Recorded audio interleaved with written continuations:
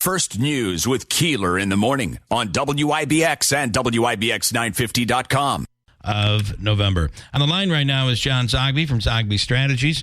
The presidential results are basically in now.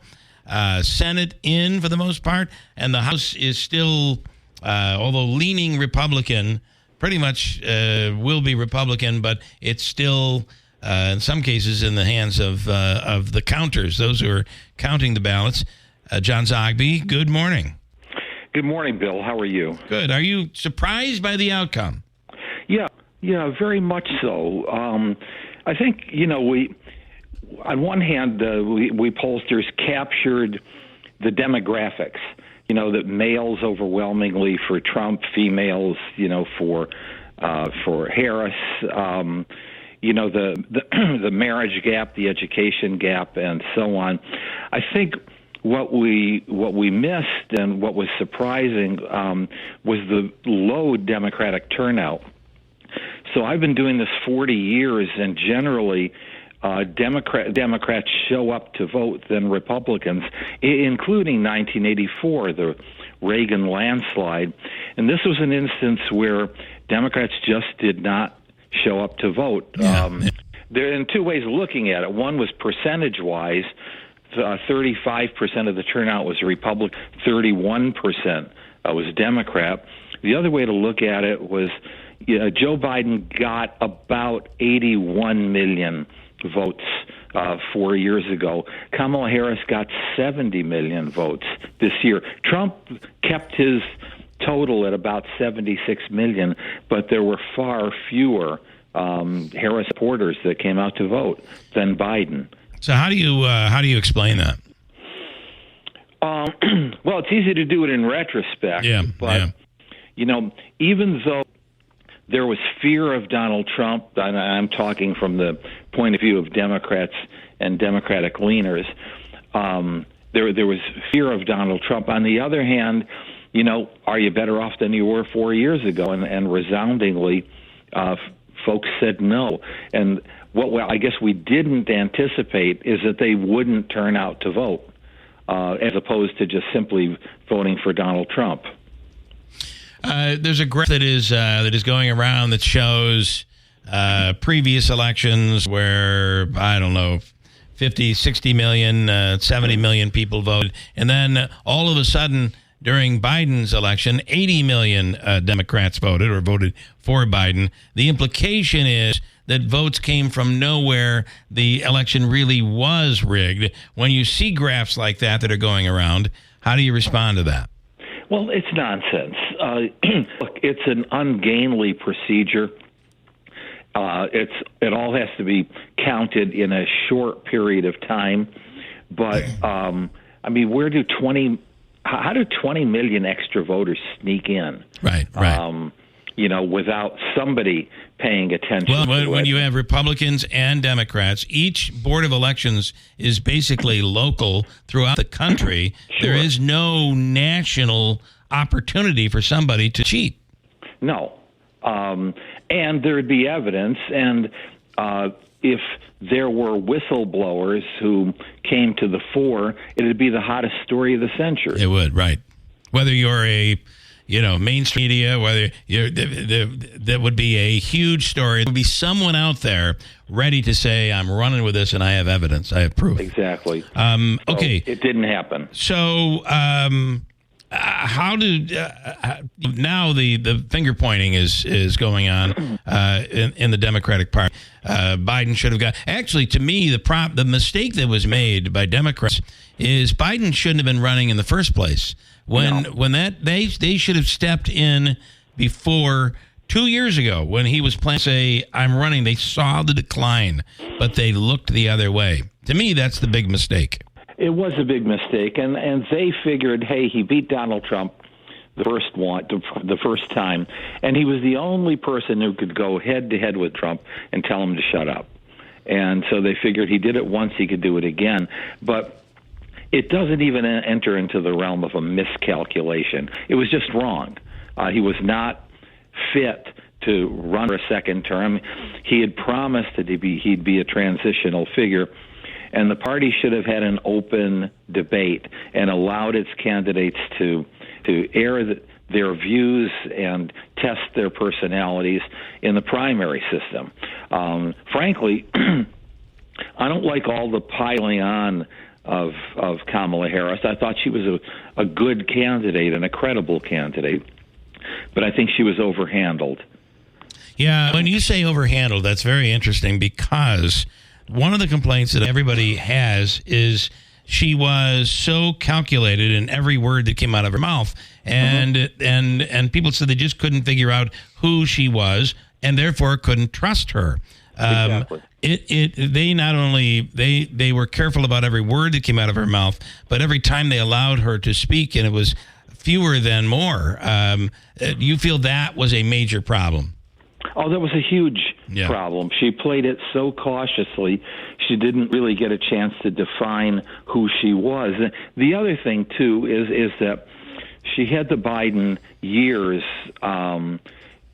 She was loyal to the Biden years, and she took every opportunity to co-own and brand the last few years, meaning it set herself up for taking the bad with the good as well. And so, are you better off than you were 4 years ago? Well, that's Harris too.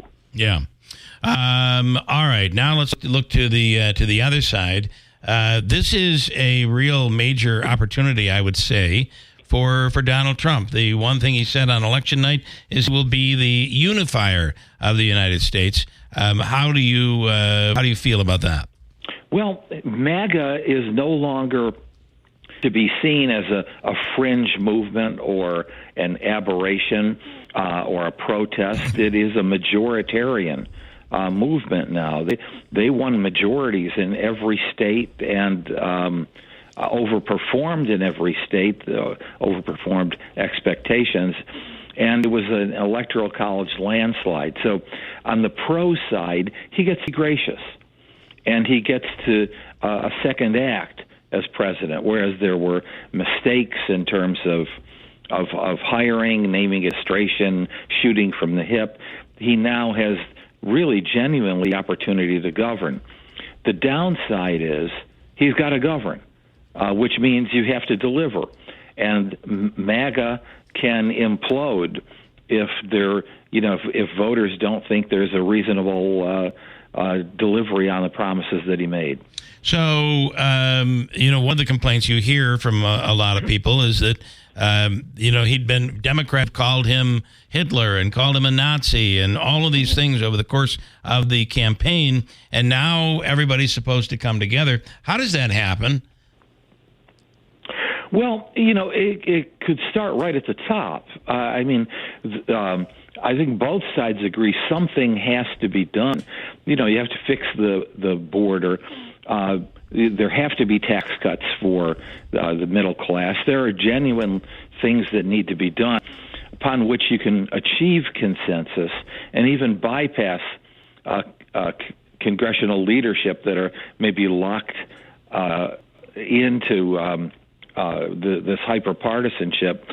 But it's the guy at the top who has to start it, who has to set the tone. Now, what does he want his legacy to be? The baddest guy in town who said he would fill his administration with revenge, or does he look at his legacy, future legacy, and say, here are major problems, and I fix them or put us on the road to fixing them?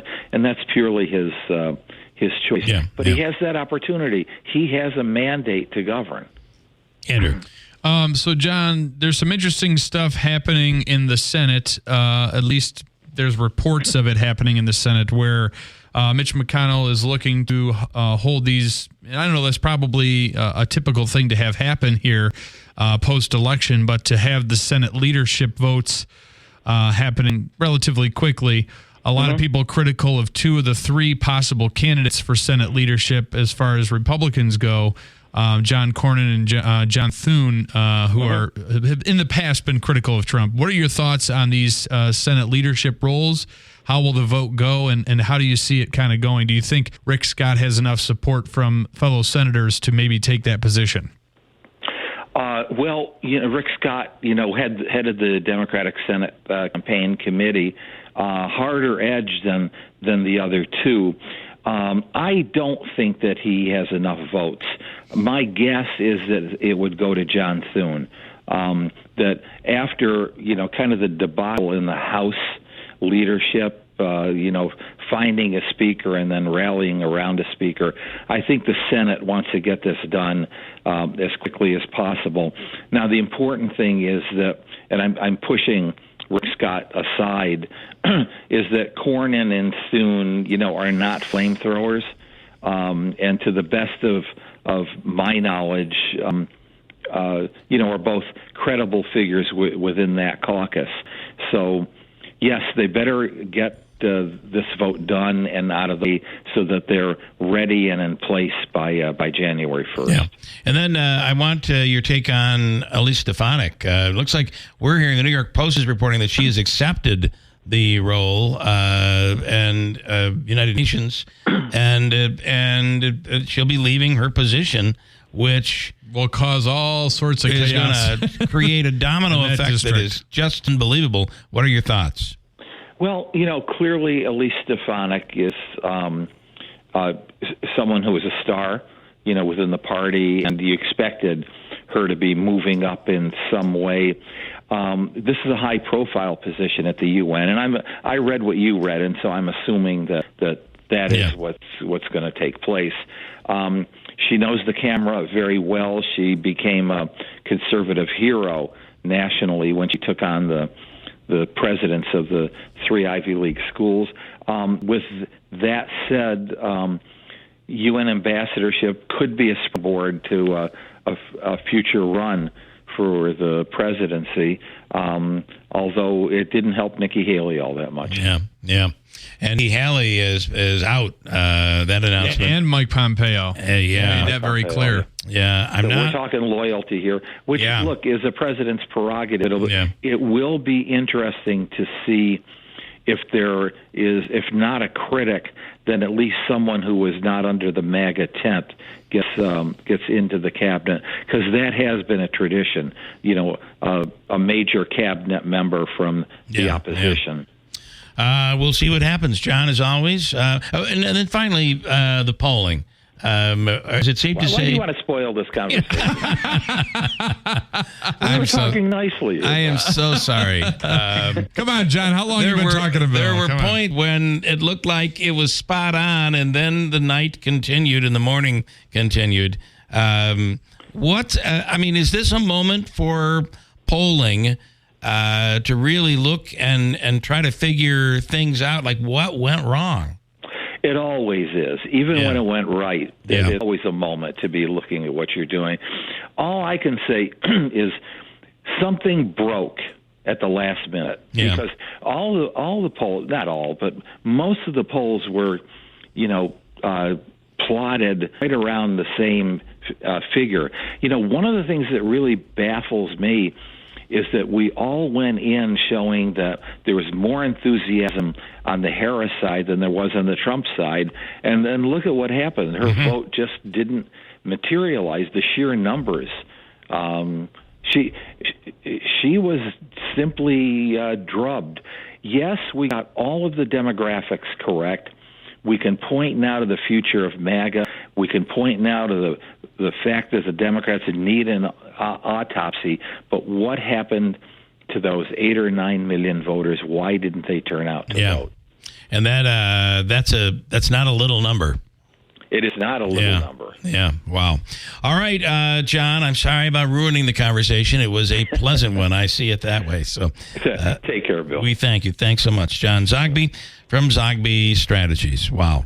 It is, and I said this is going into this would be a mandate, really, or a day of reckoning, if you will, for polling. And when I came in on Wednesday morning, I had said, based on, I'm reading the stories. I went to bed fairly early on election night, figuring I kind of felt like it was over anyway. The local races were done, with the exception of one. And when I read all the stories on Wednesday morning, everything was tight. And then by 6 a.m., everything broke. And earlier, Fox had actually called, I believe Newsmax had called it as well to Trump. But that's when the numbers started coming out that showed this was not only an electoral landslide victory, if you will, but when you started looking at the numbers, where Trump not only won big, but also made inroads in places like New York. Yeah. Completely not expected. Popular vote. Complete, and then he wins the popular vote. That was no part of any polling. So it is going to be interesting. It's harder to poll today. And I've never gotten a call or even a text or any kind of correspondence from a poll. I got 9 million of them. I got a ton of them, but they weren't really polling. They were trying to fundraise. And how did you get my number? And as I said, I was getting stuff from Trump. I was getting stuff from my kids and my wife. So I was getting both sides, Harris and Trump. Oh my gosh. And let me tell you, what I find interesting is the Democrats are still fundraising. I saw an email yesterday from Nancy Pelosi saying, you have to please help us win these House races. What is money going to you can't get any more votes, Nancy. I mean, are you looking for money to be able to fight the case legally, these races legally? But they're still trying to raise money. That's not a good look to me. And then quickly, I have 60 seconds. Lucia, good morning. Oh, yeah. Hey, Lucy. Wow. You've been waiting. I know. I wanted to squeeze you in. Wow, Mr. Zogby is phenomenal.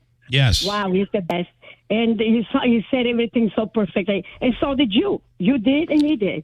So there isn't much to say. But what I want to say, absolutely on target. But I want to say is somebody called me, and a friend of mine, and said, oh, Bill said that you were shooting outside, UNN. I said, what?